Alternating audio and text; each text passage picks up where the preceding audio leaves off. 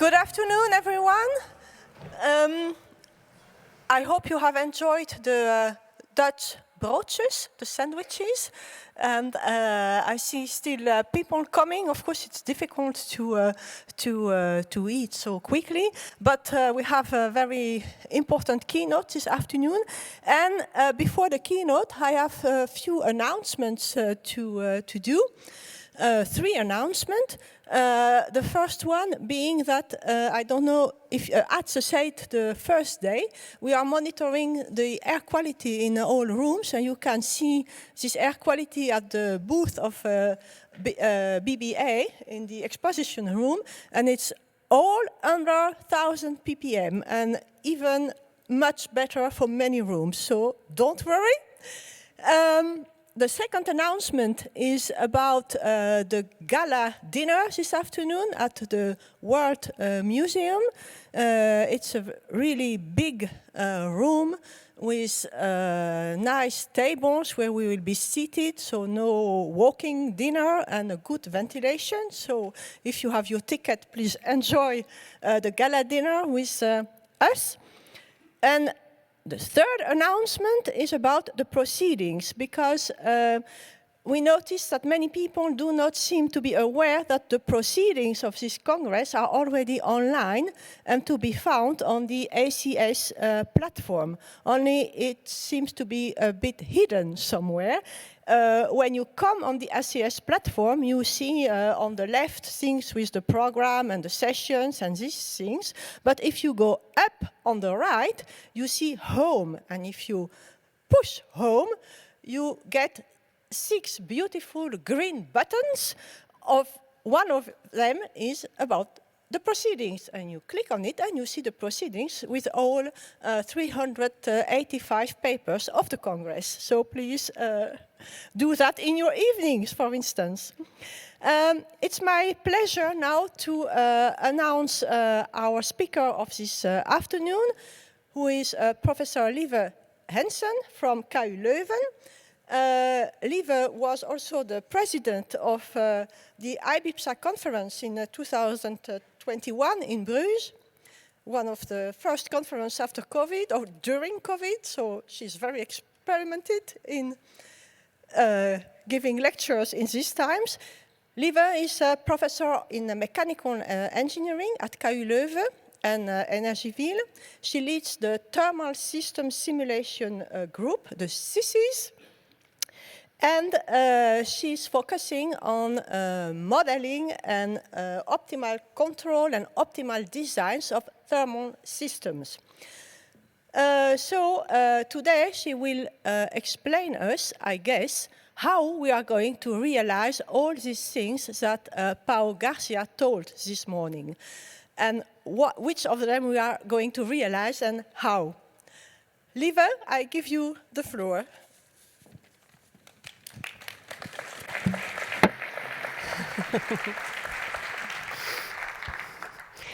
Thanks a lot, Laura, for these nice words. I'm going to explain how, I don't know exactly, but let's give it a trial. Aiming for a sustainable built environment is a context that needs a vision. And I'm going to approach this from an energy point of view, based on 10 statements I will make. First, we need clear goals, and the UNFCCC has defined clear goals worldwide. Also in Europe, we know that by 2050, we want to have a carbon-neutral society or a climate-neutral society. But when we talk about energy, we should also talk about materials, because just using renewable energy sources means you need technology, and technology needs materials. And to mine, to process, to transport, to use energy or materials, you need energy. And the more diluted the material is, the more energy we need to make it accessible again. So this means we have to talk about resources, which means energy and materials together, not separately. Keeping the current level of energy use just by switching to renewable energy sources Well, that will lead us to a material crisis. So that leads me to the first statement. You can't have an energy policy without a materials policy. Second, we need clean and efficient technologies. They exist. Should we then go for smart integration of these technologies in the buildings? Or should we try to avoid to use these technologies? And just, that leads then to the use of more materials. Now, to answer this question, we have to look into the embodied energy as well, because that leads to direct CO2 emissions that cannot be spread over the lifetime. So this also means that the claim on raw materials depletes the resources, and that's something we have to be careful with. We also need smart people, and they exist. It's about us. We can make choices. We can adapt ourselves to limited resources, but the planet cannot. So please, let's stop creating hypes where just technologies and business are the core of everything we do. Let's take a step back and look for real solutions. What we still need is a vision and leadership, and there we all have to take a role to come to unity in diversity, empathy in STEM, connection in ideas, and anticipation in action. And I'll come back to that later. That leads me to my second statement. It all boils down to value. And value is not just increasing the GDP. Value is about sustainable development. And that builds on 6 very important pillars: human capacity, resource use, decarbonization and energy, food, biosphere and water, smart cities, and digital revolution.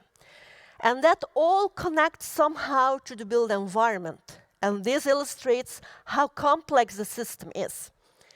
Now, this concept of value is very well captured in what we call the donut economics, and that has been formulated by Kate Raworth and is illustrated in this picture. It all comes down to meeting the needs of all within the means of the planet. And as you see here illustrated on the picture, we are already in the red zone for multiple aspects. Again, illustrating how complex the system is. That's my third statement. We need a system of systems approach. And I'm going to approach this from an energy point of view, but let's keep in mind that there is a link with materials as well. Let's start from the current projection of the future energy system evolution. Thanks to energy efficiency, the total use of energy will decrease, but at the same time, the share of electricity will increase, and this is due to electrification. So this means that there will be a drastic increase in the total installed electric capacity, where mainly wind and solar energy have the main part. And the final energy consumption will decrease, but there the share of electricity will increase. And this evolution needs what we call a flexible integration of multiple energy sources, multiple energy vectors. And energy system integration is then defined by the European Union as the pathway towards an effective, affordable, and a deep decarbonization. That energy system integration refers to both the planning and the operation of the energy system as a whole. So it's across multiple energy carriers, across multiple energy sectors, and all with their own infrastructure. That should also be integrated. Now, the European Strategy for Energy System Integration defines 3 complementary and mutually reinforcing concepts, where the first one is a circular energy system, where energy efficiency is at the core. The second is the direct electrification of end-use sectors, and the third is the use of renewable and low carbon fuels for the hard to decarbonize sectors. And on top of that, also 3 extra pillars have been defined to address the existing barriers we have in energy system integration. First, making the energy markets fit for decarbonization and distributed resources. Second, a more integrated energy infrastructure. And third, a digitalized energy system. We need to act now and also in the right way to reach these 2050 goals. And then the question is, what is the right way? Well, there we have to come, or at least to move towards what I call the trias exergetica. You all know the trias energetica, but now we move from fossil fuels to renewable energy sources, which means we need a new version. Okay, not that difficult. That's all about energy, but I told you also materials are important. So how should we treat materials? There we have a tetra materia, and there circularity pops up. But in the end, we have to combine both. We have to look at energy and materials, and this is very well captured in the concept of exergy. And there we have then what we call the trias exergetica. So that's first determine the maximum exergetic potential within a system or within an area. Second, determine the desired optimal distribution over the resource yields. And then third, organize or reorganize the functions within these system boundaries. And that's very important, within the boundaries, because that means that we have an integral circular approach of resources at a level that is maintainable in the future. So it is about the maximum use of resources, but not more than that. So now we should not put efficiency in the core, but sufficiency. And that's something completely different. What does it mean for HVAC? For HVAC, it means that we have to match the quality levels of energy. So please, don't use fuels, and even if it is hydrogen, to heat a building that is well insulated. Hydrogen is needed for other applications. What we should do is match the temperature levels of supply and demand. Use residual or renewable exergy. Increase the exergy efficiency. And one nice example I would like to share with all of you is hybrid geotaps. It is a concept where the exergetic efficiency is very high. If you want to know more, there is a manual available at REHVA. Now, in this matching process, matching the temperature of supply and demand, system integration is key. It's about complex systems, and the context is changing. It's about complex systems because we have multiple building types, we have multiple technologies, multiple energy services, multiple energy vectors, multiple sectors where we interact with, and multiple stakeholders, all with their own interests. And it seems if we look at these complex systems that they mostly fail at the interaction points. And that leads me to my 5th statement. It's time to move to a system readiness level. So you all know the technology readiness level, at the TRL. It is used to assess the maturity of a technology or to compare different technologies. But if we look at systems, many technologies are interplaying. So the whole integration, interoperability, and sustainment become equally important. So we have to move to what we call a system readiness level to foster a more balanced and a cost-effective technology development. And these system readiness levels, a lot of definitions exist already. They're all functions of the individual TRLs, but combined with something extra, and that extra is something that gives the maturity of the interaction between the components. And that's the kind of integration readiness level. So it exists. So a call to all of you, let's start using them. My sixth statement, in the whole design process of an energy concept or an energy system, the upfront efforts lead to a better decision. And that's where dynamic simulations pop up. Dynamic simulations are very strong to evaluate an energy concept, to evaluate a control strategy using different KPIs, taking the user in the loop and looking at a lot of different variations. And I just show you two examples. The first one, it's a scenario analysis for a small-scale thermal network we had in an historic city center in Bruges. And there we looked at 4 different scenarios. I'm not going too much into detail, but the main difference between these 4 scenarios was the temperature of the thermal network and the production system.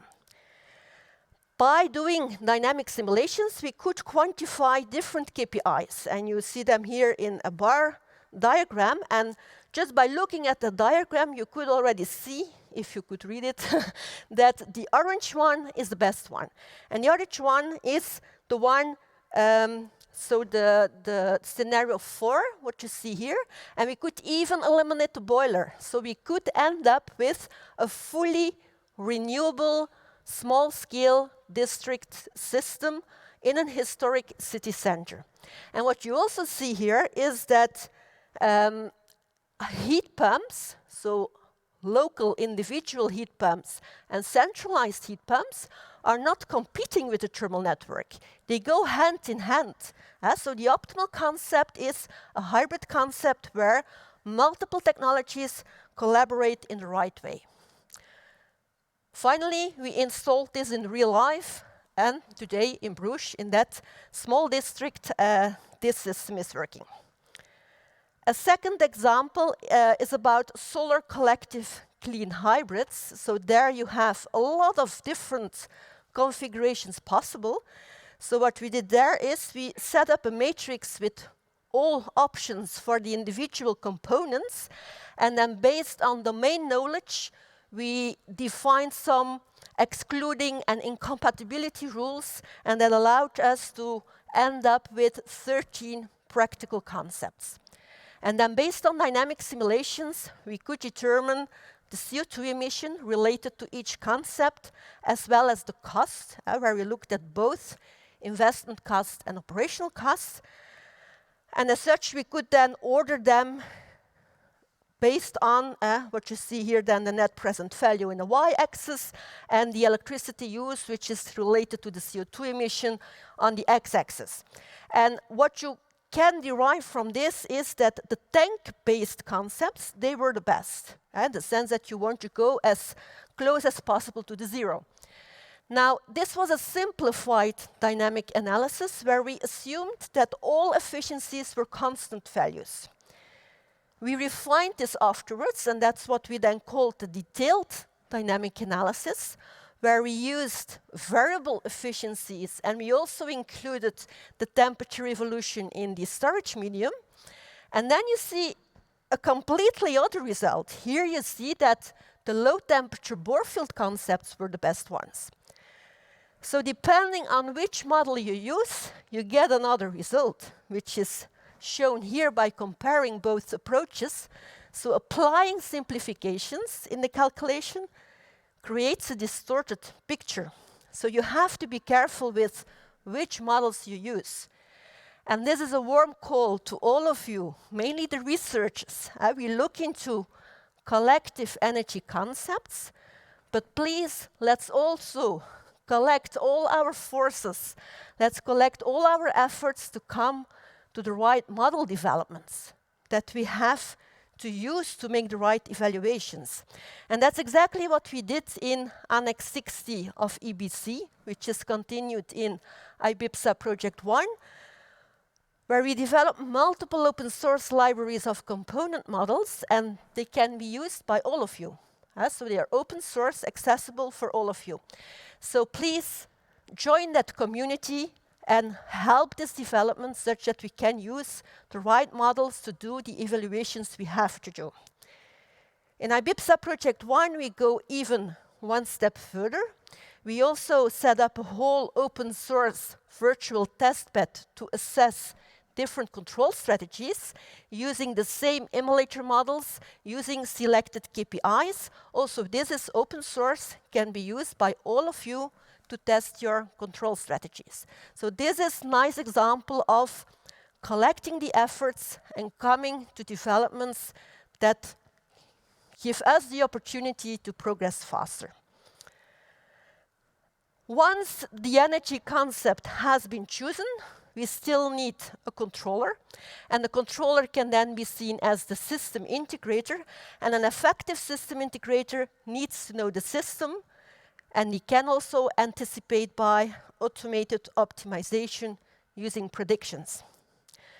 So the controller we need should know the system by models, by boundary conditions, should anticipate based on forecasts, and should optimize an objective based on an algorithm. And that's exactly what MPC, Model Predictive Control, is doing. Now, this model predictive control, you see one of the boxes is the model. So we need a model to be able to use MPC. And that model can be white box, which means completely based on the physics of the system. Gray box, we still use physics, but use also data to identify the model parameters. And then black box, we only use data, no physics are included at all. These are all possibilities. And just to show that this is not just a theoretical dream we have as academia, but which is really working in practice, I show you some results. First, based on Greybox MPC, where the controller can choose the production technology based on an optimization algorithm inside. There we reached savings up to 20–30% in energy. And for all the trials we did, for all demonstrations we did, we have satisfactory comfort, which was at least the same, but usually better than the one we could do with conventional control. White box MPC can go one step further, because there we can control down to the level of valves, pumps, because we do a one-to-one map based on the physical system towards the white box model. We did it first in a linear approach. There we reached up to 53% savings in that particular case, an office building. And now today we use the non-linear white box MPC, and this has been demonstrated in 2 office buildings and elderly care home, and there we see savings up to 55%. Now this is working, and this is being put in the market by a spin-off we are starting up in the coming months, which is called BuildTwins. So if you want to use it in practice, please contact us. We can offer you a good solution. Now, I explained that the model is an important box in that MPC, but you all know data-based approaches exist as well. So the question might be, should we go for models or should we go for data? Well, my answer is both. Combine them. Combine the strengths of models and data. With respect to models, you could start from a white box model, which is physics-based. You can enrich this by using data, which implicitly has all uncertainties in it. And then you end up with what we then call a zebra box model, which is based on domain knowledge and is enriched by data, which allows to learn on the road when using the model. This is for the models, but it can also be applied to the control strategies. We know that MPC has strengths, but also weaknesses. We know that the machine learning techniques have strengths, but also weaknesses, and it seems they are very complementary. So we can combine the strengths of both to end up with what we then call the reinforced MPC. So there we combine the domain knowledge with the learning capabilities of the machine learning techniques. We benchmarked this by using that Bob test environment. So what you see here is for 4 different scenarios. You see some colored markers that are all formulations of the machine learning techniques.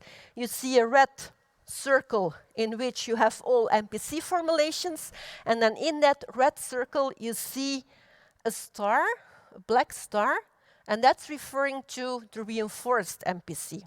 So you could say from these pictures that they achieve similar optimality, and they, then I mean MPC and reinforced MPC, but this was for deterministic cases.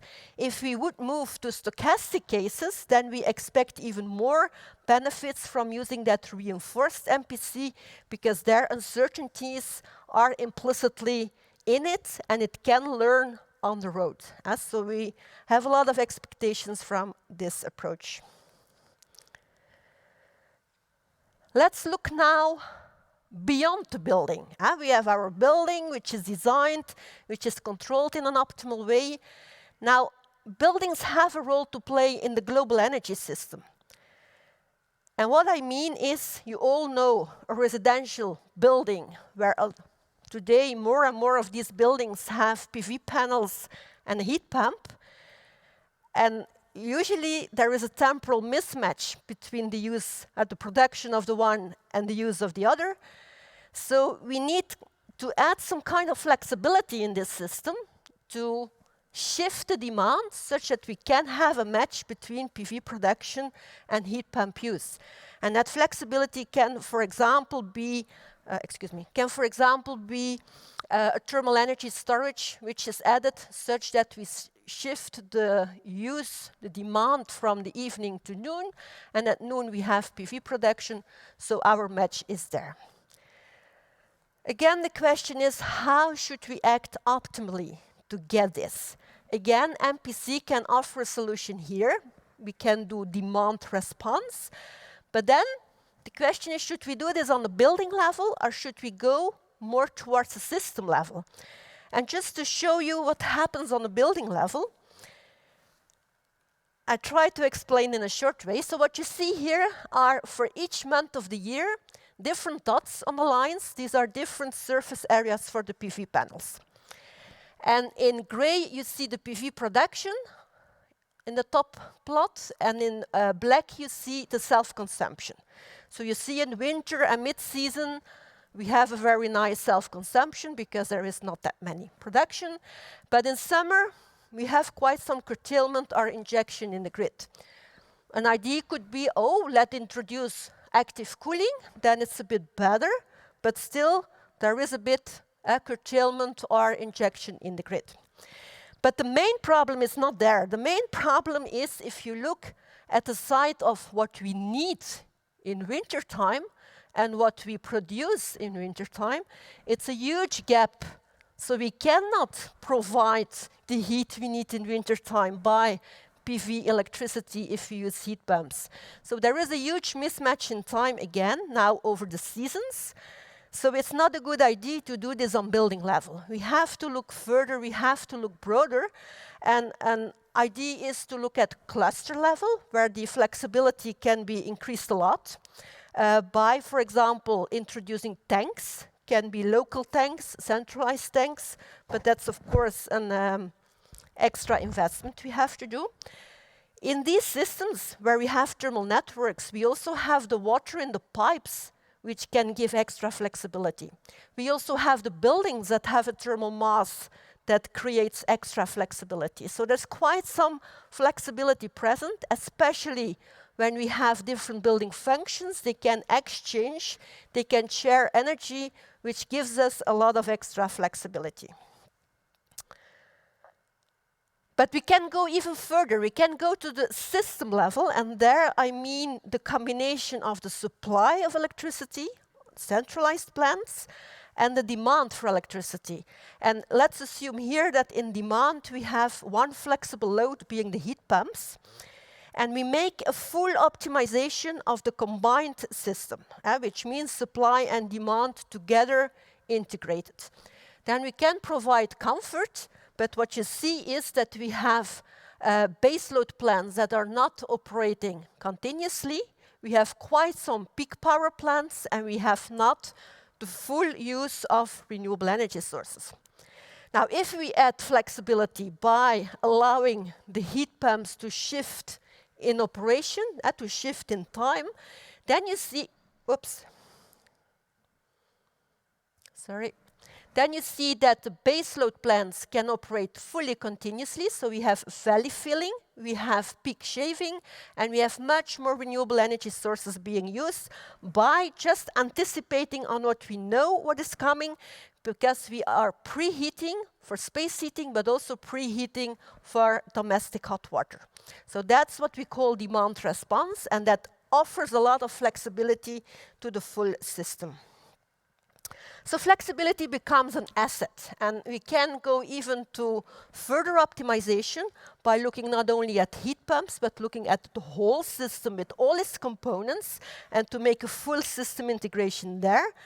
For example, what you see here, if we go to hybrid and collective approaches, and we share energy between different components in the system, then we are going to use fully the flexibility and the synergy that is available there.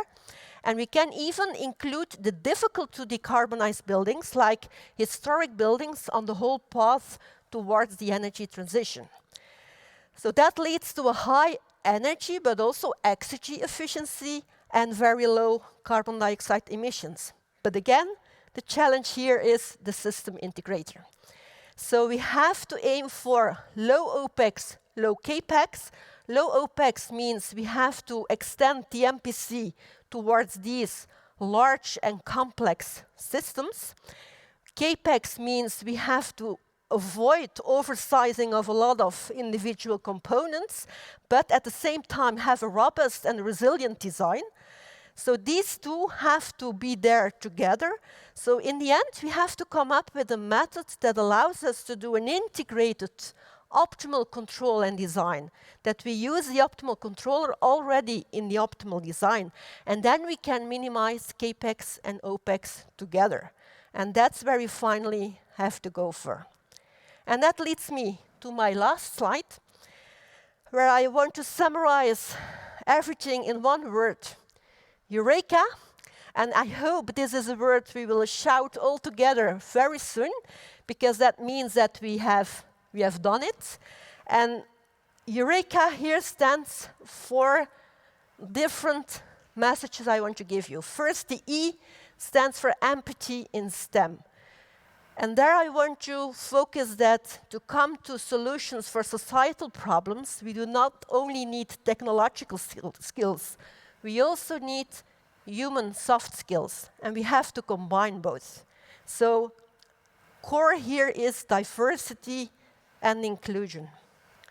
U stands for unity in diversity. Here I want to put a call that we merge strengths. We merge strengths of different views and different approaches. R stands for resources. So please look at energy and materials together, not separately. Then, of course, we need the engagement of the HVAC engineers. That's you. So please, experts, team up, not to reach your individual goals, but to have the global goal all together. So connect your ideas, collaborate over the borders of disciplines, also sectors, even countries, and make it all happen. And for this, we also need the policymakers. Anticipate in action, make a solid policy vision, and support the actions we really need. Because we all have to solve this problem on a very large scale, all together. And that's why we are here. And that's why there is a square on the sea, because it's the CLIMA conference. There we connect and we collaborate. Thank you.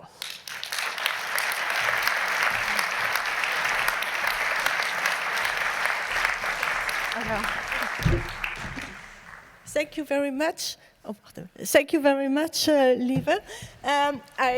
We are running a bit out of time, but I guess there are questions from the audience. So I want to give you the time for at least one question.